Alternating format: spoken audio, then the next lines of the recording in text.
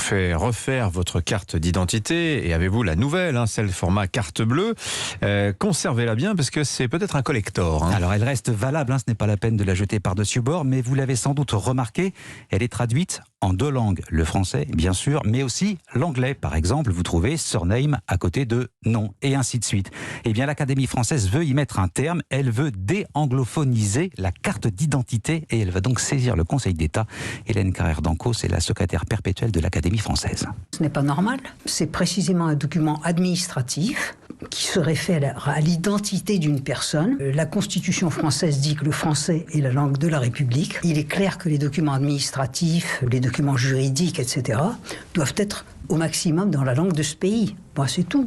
C'est du point de vue de nos institutions et même du respect de notre Constitution, c'est déjà totalement déplacé. C'est déplacé par rapport à ce qu'est la langue française. Enfin, elle n'est pas une langue avec une autre. Dans ce pays, elle est la langue de ce pays. Ça suggère que la langue française ne suffit plus à dire les choses les plus élémentaires, c'est-à-dire à décrire quelqu'un. Et par conséquent, si on commence de cette manière, on finira par tout traduire et, je dirais, par affaiblir le poids de la langue française. Hélène Carrère d'Ancos avec Océane Théard.